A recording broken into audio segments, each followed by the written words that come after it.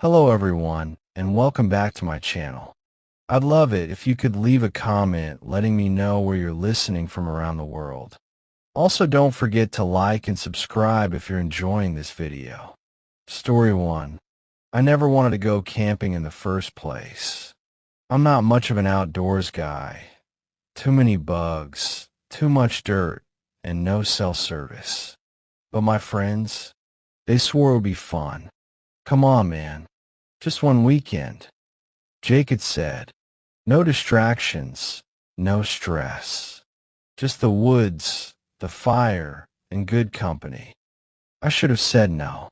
We drove out to some remote spot in Montana, hours from the nearest town, deep into a thick forest that swallowed the sky. There were 5 of us, me, Jake, Ben, Tommy, and his girlfriend, Sarah. We set up camp in a small clearing, 3 tents spaced evenly around a fire pit. The first night was normal. A little drinking, a lot of bad jokes, and the eerie but comforting sounds of nature all around us. Then, at around 3 in the morning, I woke up. At first, I wasn't sure what had pulled me from sleep. The embers of the fire outside cast a dull, orange glow through the fabric of the tent. Everything was still. Then I heard it. A scream. It was distant, barely audible, like someone calling out from miles away. But there was something off about it. Too high-pitched, too sharp. It sounded like a woman, but not quite. My stomach tightened. Probably an animal. A coyote, maybe. That's what I told myself. But when I closed my eyes, trying to drift back to sleep, it came again. This time closer. Help me. 2 words, stretched and broken, like a recording being played underwater. I bolted upright in my sleeping bag. My breath felt too loud in the quiet. Across the tent, Jake stirred. You hear that? I whispered. His eyes were half open, groggy. Yeah, what the hell? We listened. The forest outside was dead silent. No wind, no crickets, no rustling leaves. Just nothing. That's when we saw it. A tent. It hadn't been there before. I was sure of it. A single, old-looking tent sat about 30 feet away, at the edge of the clearing. The fabric was dull brown, like it had been out there for years, and the entrance was zipped shut. Was that there before? Jake asked. No way, I muttered.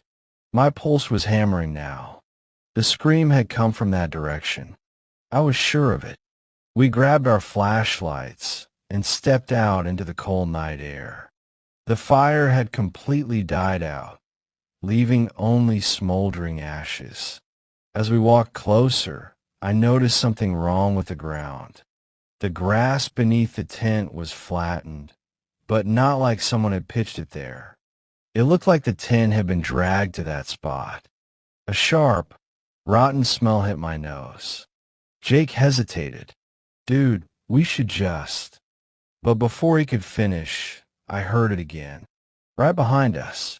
Help me.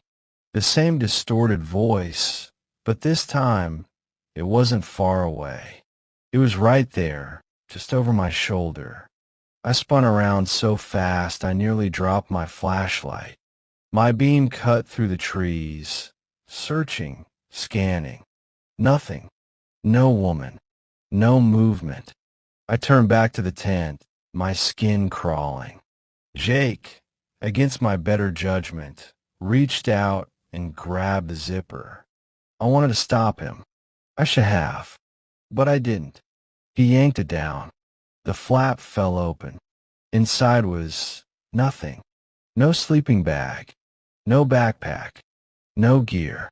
Just an empty, dirty tent. The smell of rot was stronger now, almost unbearable.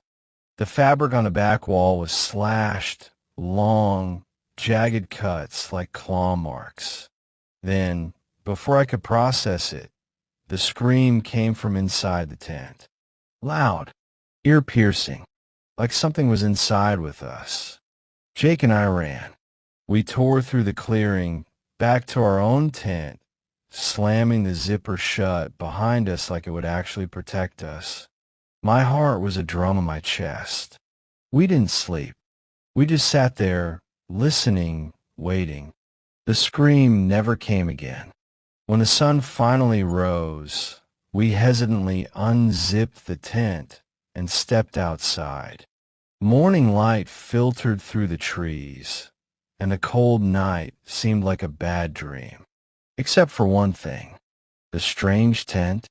It was gone. Not collapsed. Not moved. Gone. No footprints. No sign it had ever been there.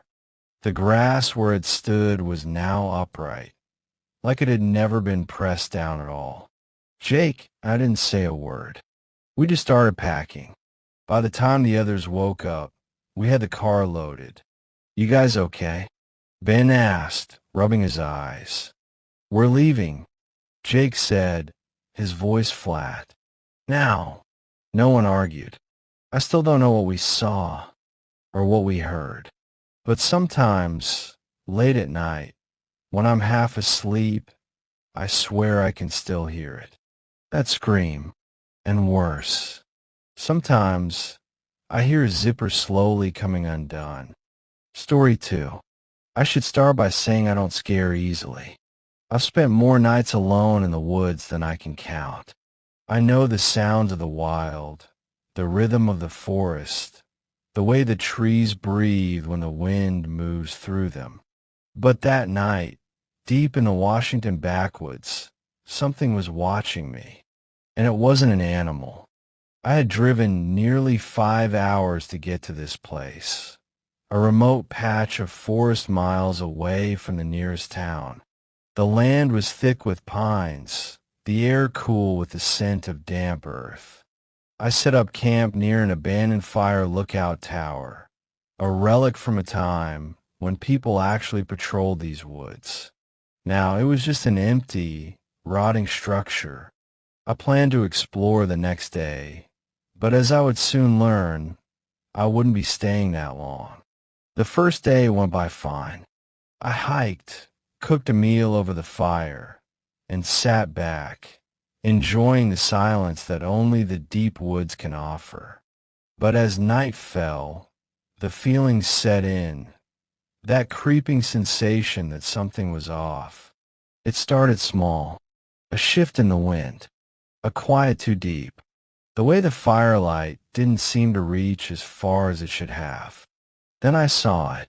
At the edge of the trees, maybe 20 feet away, something pale stood out against the dark bark. I squinted, thinking it was a trick of the firelight.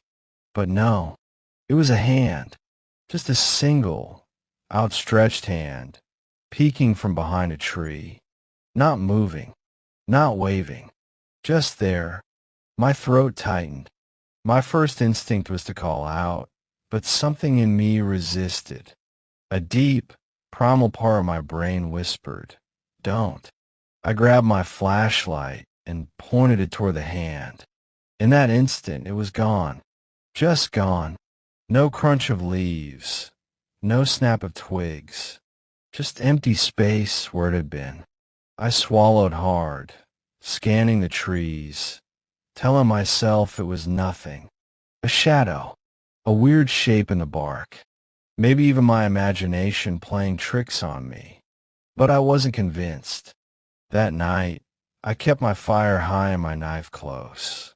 The wind picked up, rustling the leaves, making every little sound feel like footsteps creeping closer. At some point, exhaustion took over. I crawled into my tent, zipped it tight, and forced myself to sleep. I woke up to rustling. Not the wind, not some small animal. This was something deliberate. Slow, careful movements just outside my tent. I held my breath, heart pounding. Then, something pressed against the fabric. A hand. I could see it clearly in the moonlight. Fingers splayed out, the shape unmistakable. I couldn't move. My body felt frozen, my mind screaming at me to do something. Then the hand slid down the side of the tent, nails scraping softly against the nylon. A slow, dragging motion that made my skin crawl. My survival instincts finally kicked in. I grabbed my knife and flashlight in one swift motion, unzipped the tent, and lunged outside. The beam of my flashlight cut through the trees. Nothing. No movement.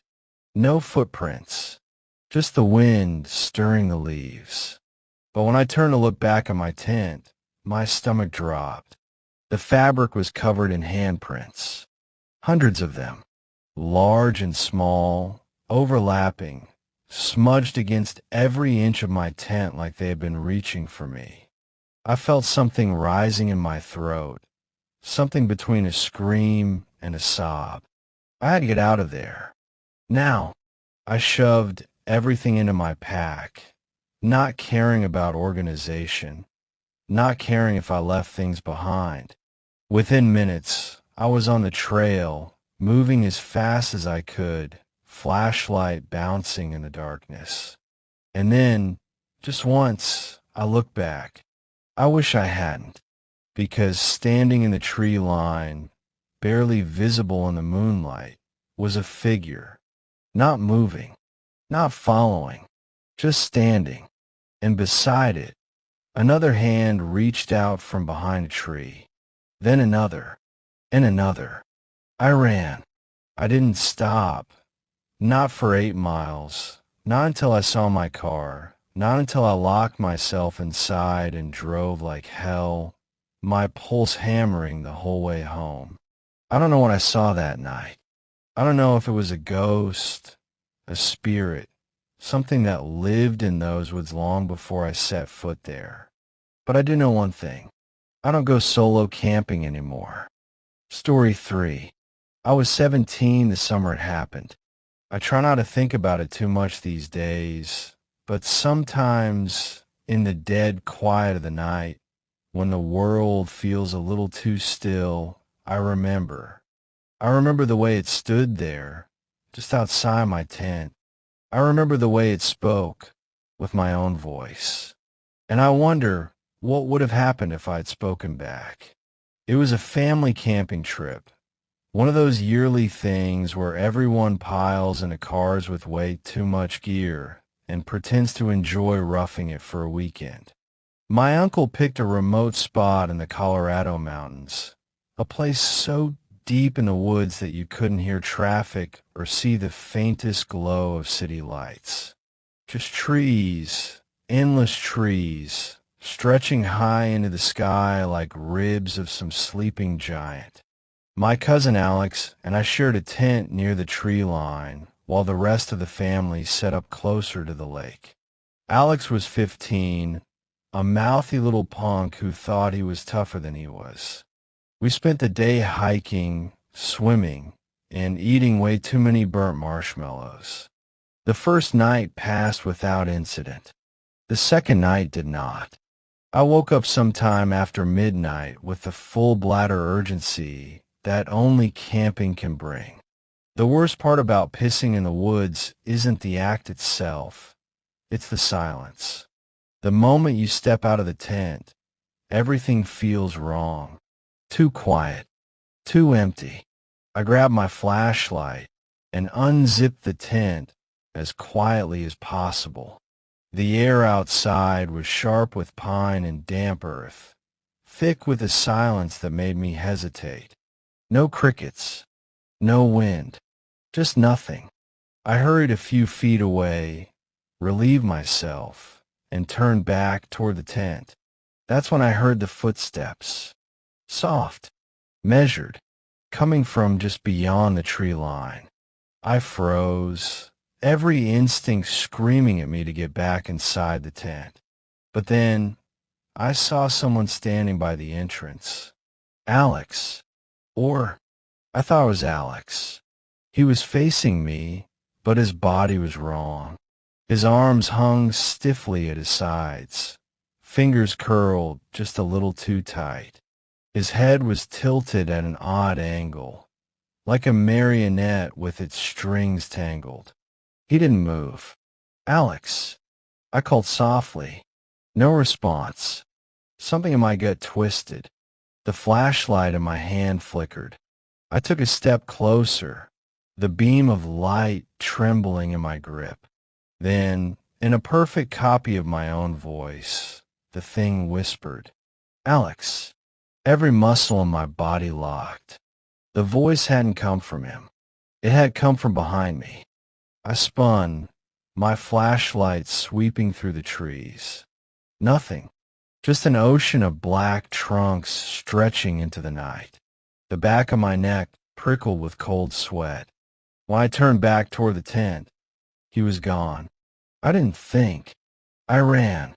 I lunged for the tent, yanking the zipper open and diving inside. Alex jolted awake with a grunt. "What the hell, man?" he mumbled, rubbing his eyes. I turned back toward the entrance, half expecting to see it standing there, peering in. But there was nothing, just the sound of my own ragged breathing. I didn't sleep the rest of the night. Every rustle of leaves, every creak of branches sent my pulse into overdrive. I kept picturing the way it had stood there, stiff and unnatural, and the way it had copied me. When dawn finally came, I stepped outside, expecting to see footprints, some sign that I hadn't imagined it. There were none. The dirt outside the tent was undisturbed. No marks, no tracks, no proof that anything had been there at all. I never told my family. We packed up that afternoon, and I pretended everything was fine. But something changed in me after that night. I stopped camping, stopped going into the woods alone, because sometimes in the dead quiet of the night, I still hear it. That voice, my voice, calling out from the dark. And I know, deep in my bones, that if I ever answer back, it'll find me again,